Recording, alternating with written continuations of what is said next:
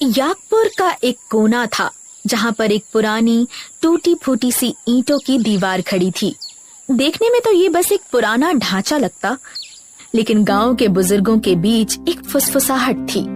ये दीवार सच बोलती है, पर इसे कोई नहीं जानता।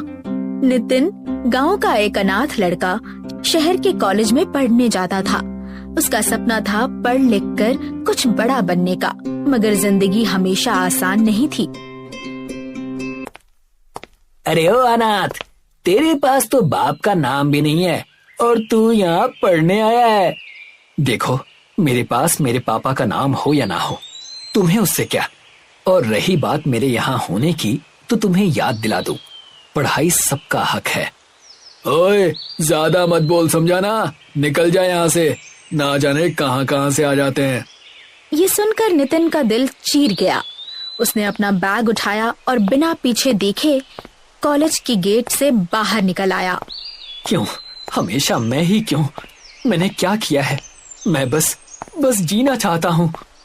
वो एक पेड़ के नीचे बैठकर सिर झुका लेता है।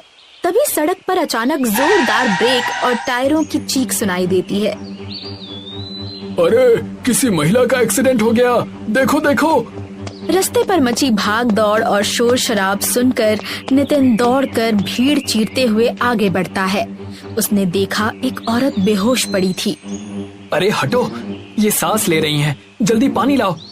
उस औरत की आंखें डरी हुई थी, चेहरा सफेद, होंठ कांप रहे थे। कौन? मैं कहाँ हूँ? दीवार कहाँ है? मेरा बच्चा। अरे, इनकी हालत तो काफी खराब है, इन्हें जल्द से जल्द अस्पताल लेकर जाना होगा। आसपास के लोगों की मदद लेकर नितिन ने उस औरत को डॉक्टर के पास ले जाकर उसकी जांच करवाई। चोट तो ज्यादा नहीं है, लेकिन सदमा गहरा है। इन्हें आराम और देखभाल की जरूरत है। ठीक है डॉक्टर साहब, मैं संभाल लूंगा। नितिन उस औरत को अपने छोटे से घर ले आया। उसके पास ज्यादा कुछ नहीं था, लेकिन दिल बहुत बड़ा था। उसने सोचा कि इस बहाने ही सही उसे 4 दिन किसी का साथ मिल जाएगा। आपका नाम क्या है? मेरा नाम मेरा नाम। लगता है आपको आपका नाम भी याद नहीं है, लेकिन कोई बात नहीं, मैं आपको नया नाम देता हूँ। आज से आपका नाम सरिता, ठीक है? सरिता? सरिता।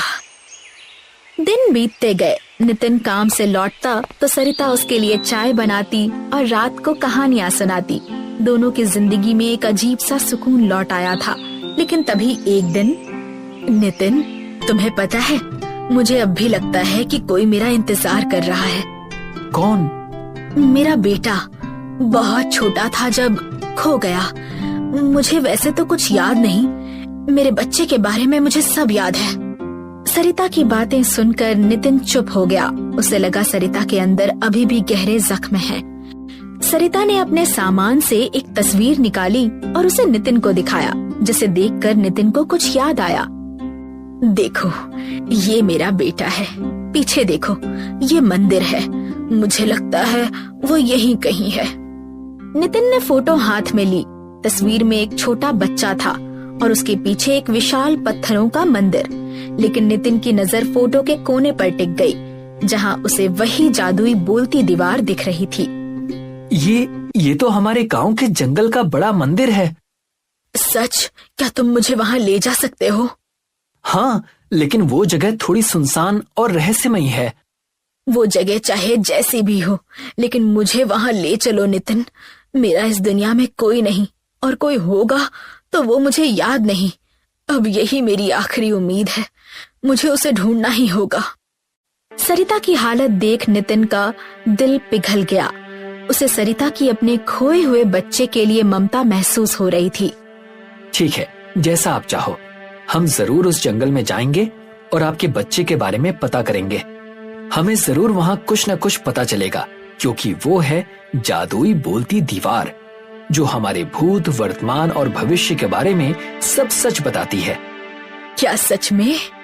हाँ, इसलिए अब चिंता मत कीजिए, हमें जरूर कुछ न कुछ पता चल ही जाएगा। नितिन की बातें सुनकर सरिता की आंखों में आशा चमक उठी, जैसे कई सालों के अंधेरे में एक किरण घुस आई हो। ठीक है, तो फिर हम कल ही चलेंगे वहाँ। मैं और इंतजार नहीं कर सकती। ठीक है, वैसे तो मंदिर तक जाने का रास्ता आसान नहीं है, लेकिन मैं संभाल लूंगा, वादा रहा। सुबह होते ही सरिता और नितिन जंगल के रास्ते निकल पड़े। सरिता के दिल में अपने बेटे को खोजने की उम्मीद थी। उसे मन ही मन लग रहा था कि आज उसे उसका खोया हुआ बच्चा मिल ही जाएगा।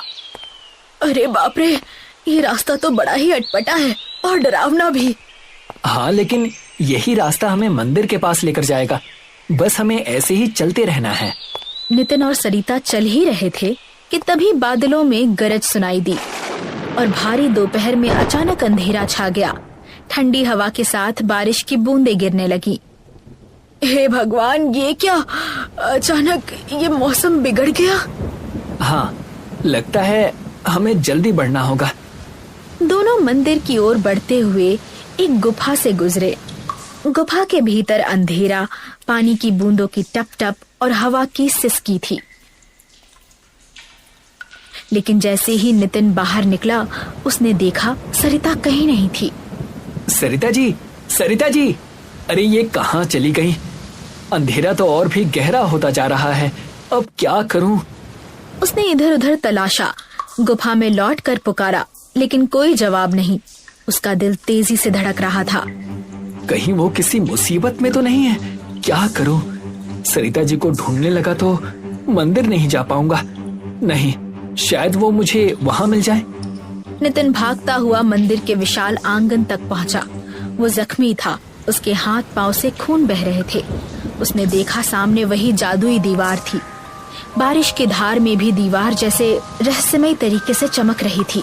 नितिन बिना वक्त जाया किए उस दीवार के पास जा पहुंचा और उस दीवार से कहने लगा, अगर सच में तुम सच कहती हो तो मेरी माँ जैसी सरिता को मेरे पास लौटा दो, लौटा दो। बेचारा नितिन बड़े दिल से प्रार्थना कर रहा था।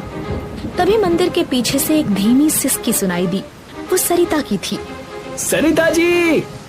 वो दौड़ कर पहुंचा तो देखा सरिता की साड़ी भीगी हुई थी। पैरों से झाड़ियों के कांटों के कारण खून बह रहा था।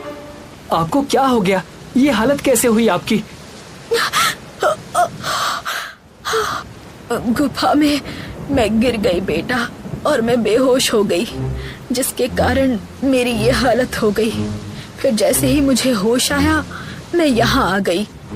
सरिता के साथ जो हुआ वो सुनकर नितिन का दिल बेहाल हो गया। उसने सरिता को सहारा देकर दीवार के पास लेकर आया। तभी सरिता और नितिन के हाथों का खून दीवार पर पड़ा और अचानक दीवार पर एक चेहरे की आकृति उभरने लगी। ये क्या? ये तो भगवान की आकृति है। तभी अचानक दीवार से एक आवाज सुनाई दी, सरिता, तुम्हारा बेटा खोया नहीं, वो तुम्हारे सामने है। नितिन की सांसें थम गई। दीवार पर एक छोटा बच्चा और एक महिला का दृश्य उभरा और वो बच्चा कोई और नहीं, नितिन ही था। उसे उस दृश्य में दिखा कि कैसे वो बचपन में सरिता से दूर हुआ और बड़ा हुआ। इसका मतलब मैं आपका बेटा हूँ? मतलब इतने दिनों से मैं अपनी माँ के साथ हूँ। मैं अपनी माँ की सेवा कर रहा था। मेरे बेटे, मैं तेरी माँ हूँ और तू मेरा बेटा, मेरे कलेजे का टुकड़ा नितिन। और अंत में सरिता और नितिन ने एक दूसरे को कसकर गले लगाया। बारिश, दीवार की फुसफुसाहट और मंदिर की घंटियां सब एक साथ जैसे आशीर्वाद दे रहे थे। आखिरकार जादुई बोलती दीवार